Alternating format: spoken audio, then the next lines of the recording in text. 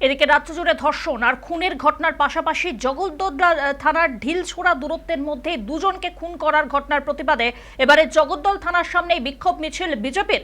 সোমবার এই সমাবেশে উপস্থিত ছিলেন ব্যারাকপুরের প্রাক্তন সাংসদ তথা বিজেপি নেতা অর্জুন সিং, বিজেপির নেতা প্রিয়াংশু পান্ডে এবং একাধিক বিজেপি কর্মী।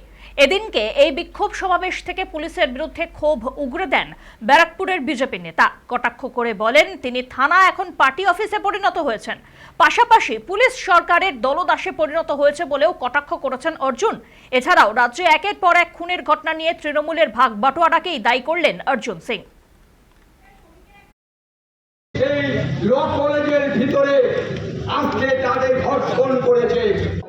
তৃণমূলকে মারছে, এটা সারা বাংলা দেখছে। এই জন্য তৃণমূল মরছে, তাতে আমাদের কোনো ব্যাপার নেই। আমরা এখানে উপস্থিত হয়েছিলাম এই থানার পাশে ঢিলছোড়া দূরে আমাদের দুজন এখানকার নাগরিক, তারা এক সময় হয়তো তৃণমূল কংগ্রেস করতো, তাদেরকে খুন করে দেওয়া হলো। তার জন্যে আমরা একটা ডেপুটেশন কি ইমিডিয়েট তাদের অপরাধীদেরকে ধরা হোক, কিন্তু ধরা হচ্ছে না।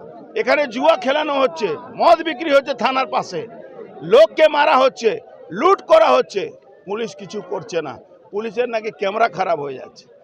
আমরা এইটাই ডেপুটেশন দিয়ে একটা মিটিং করে বলাবার জন্য এসেছিলাম। এই ধর্ষণের সরকার আছে, বাচ্চা মেয়েকে ধর্ষণ করছে তৃণমূল আর মমতা ব্যানার্জি অনুপ্রেরণায়। এই ধর্ষণটা অবাধ গতিতে চলছে, ধর্ষণ বন্ধ করতে পারছে না মমতা ব্যানার্জি।